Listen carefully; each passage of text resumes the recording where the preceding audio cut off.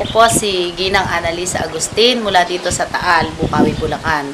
Dati po akong preschool teacher pero ngayon po ay mga 5 taon na po akong nagsasaka. Yung mga kit ng mga...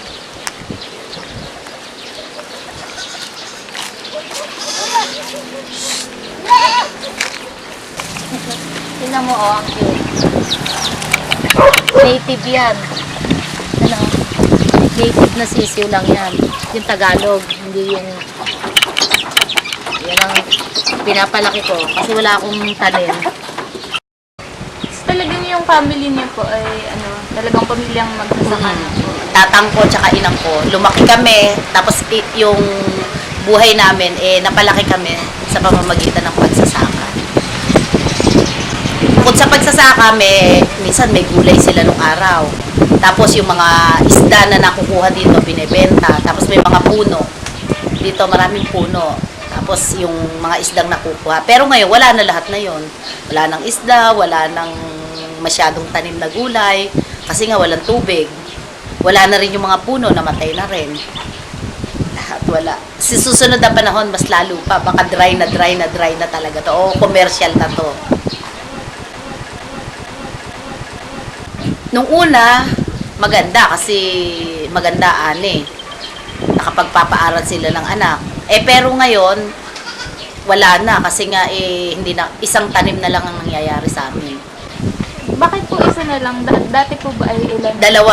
Dati 2, 3. Ngayon, isa na lang kasi wala nang umaasa na lang kami sa tubig na nanggagaling sa ulan. Kapag tatanim lang kami, June or July hanggang December kasi yun yung panahon na may ulan pa. Pagdating ng January hanggang April, wala na. Kasi wala nang ulan. Wala na rin sinusupply na tubig ang gobyerno.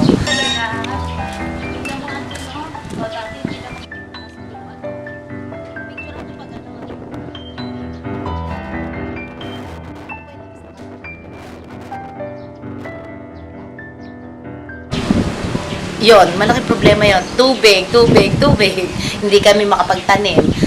Wala kaming magawa. Lagi kaming may dialogue kami sa munisipyo, dun sa agricultural office. Tapos meron din kami dialogue kay Kapitan. Si Kapitan tumatawag mismo sa office ni Gobernador. Sabi nila, wala daw talagang magagawa. Yun lagi ang dahilan sa amin, walang magagawa. Wala. Hindi namin alam. Kasi nga daw sabi nila, yun daw tubig kasi na nasa dam, isinusupply sa Manila. Kasi daw, kung hindi susupplyan ng Manila, marami ring mamamatay na tao. At least dito daw, lupa lang ang hindi natatamnan. Walang namamatay na tao. Doon daw sa Manila, pagka hindi nila nasupplyan ng tubig, walang gagamitin.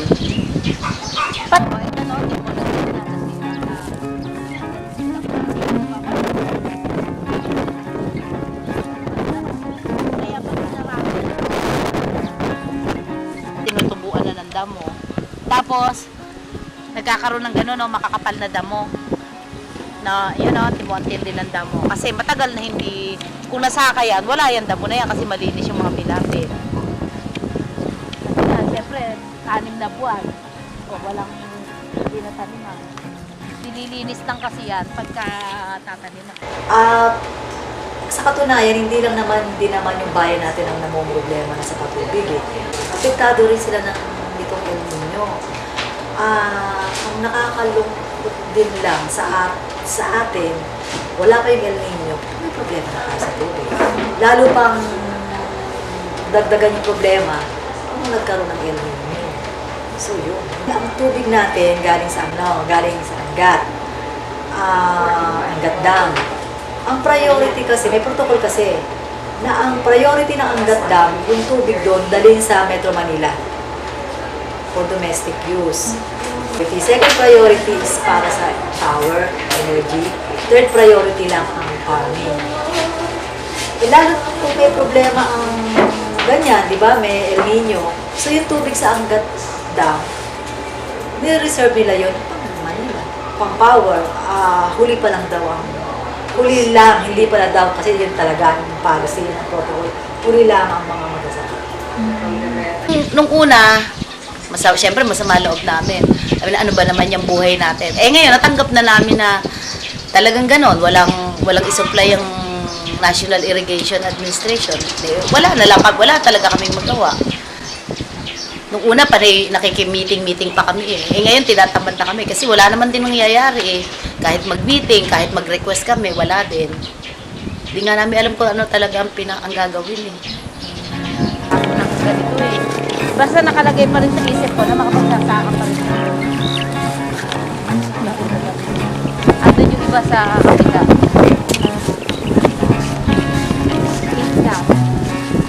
Bakit di kaya isang ganyan, 3,000?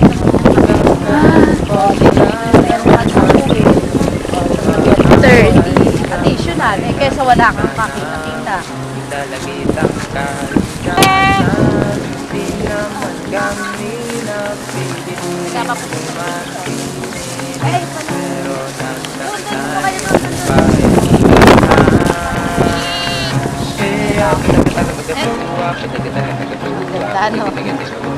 Meme!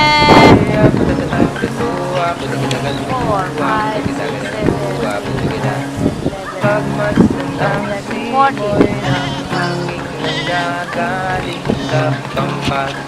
Yun na Parang hindi pa rin po nawawala. Oo, yung pagsasaka. Siyempre, kasi bukid to eh, kailangan tanim. Kaya nga sabi nga namin dun sa, pag may dialogue kami, ang request lang namin, turuan kami ng, yung alternative, yung kapalit ng pagsasaka. Kasi hindi na kami nakapagsasaka. Halimbawa, sayang naman yung pitak. Ano pa yung pwede namin gawin? Na konti lang ang kailangan sa tubig. Saan ibebenta? Paano tatanim? Paano gagawin namin? Pag umani kami, ano, turuan kami. Para meron din kaming pamalit, diba? Hindi yung 6 na buwan, nakatanga lang kami. Kasi nga, wala kami hinihintay na saka. Tinawagan yung mga magsasaka ng isang kandidato. Eh sabi, meron daw siyang natutuhan dito sa Gawing San Rafael. Pagtatanim daw ng sili. In case na manalo siya, tuturuan niya daw kami na magtanim ng sili. Tapos, meron ding kumpanya na kumukuha ng sili. Hindi naman daw kailangan ng maraming tubig ng sili. Yung mahahaba daw na ganyan na sili na red, inaano daw sa Japan yun eh. Tapos pinatikim kami ng chili powder. Ang sarap nga eh. Yun daw ang inaano. Kaya sana nga, baka maturuan kami. For next year daw na na cropping. So, ngayon, pupunta tayo sa Chili Farm, ang taniman ng mga sili dito sa GK Enchanted Farm. At ating makakausap ang isa sa mga magsasaka nito.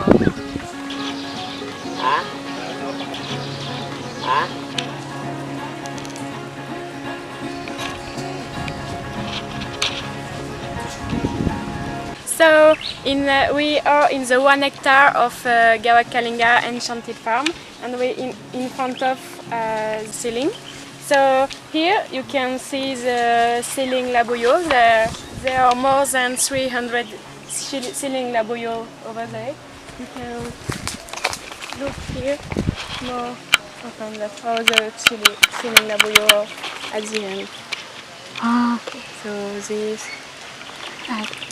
And over there, you can see ceiling Taiwan.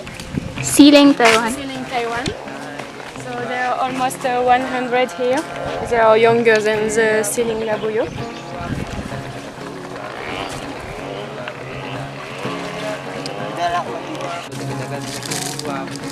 Yung pag-aalaga ng chili is hindi naman siya hindi naman siya mahirap alagaan, madali lang.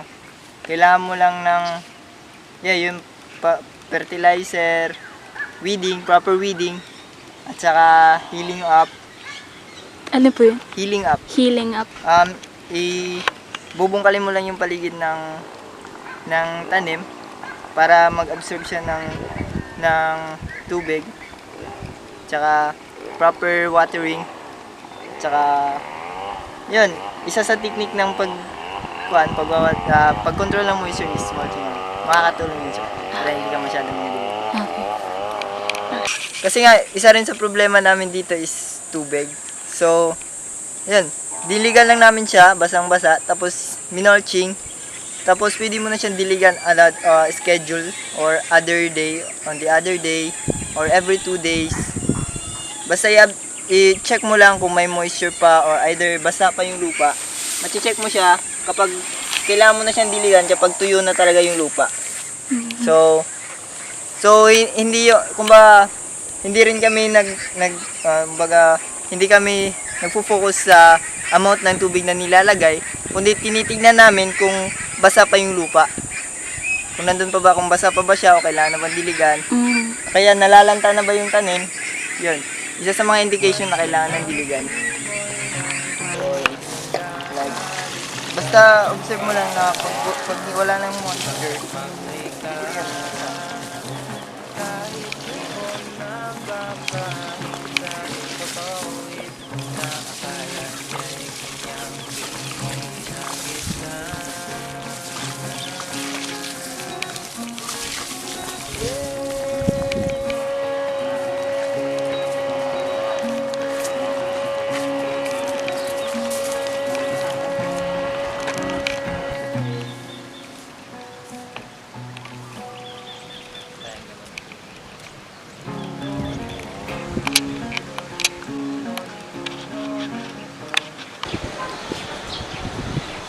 Sa harap nitong kasalukuyan pong problema sa pagsasaka, masasabi niyo po bang mananatili pa rin po yung family niyo ng mga Pagsasaka. farmer? Oo, kasi sayang kasi yung lupa. Parang nanghihinayang akong ibenta ngayon. Kasi kung ngayon ko ibebenta yung lupa, mura. Eh sayang naman yung pinaghirapan. Yung bang sentimental value, ang tagal-tagal pinag-ipunan ng tatang ko yan, tsaka ng inang ko. Hindi nga sila gumagastos ng marami nun, tipid ng tipid para lang makapag-ipon ng buhay. Saka, nag-enjoy naman ako sa ano eh. Masarap pa rin ang magsaka. Kasi pag may saka ka, malamig ang hangin. Tulad dito, malamig ang hangin. Tapos, pag nagsaka ka, maraming hayop sa paligid. Kumbaga, nakakalibang. Tapos, makita mo yung bukid na nagbubunga na. Parang masaya sa paningin mo. Kaya parang ayoko pa rin na wag mo nang dumating yung ano na maging commercial tong lugar namin. As is pa rin na ganito. Na bukid pa rin kahit isang crop lang. Mas sana pa rin. Umaakay sa may kapansanan, dalagitang kalikasan. Di naman kami napili, di rin naman pinili. Tapos na? Salamat. Mananatili po akong isang magsasaka. Patagatagabugabu, patagatagabugabu, patagatagabugabu.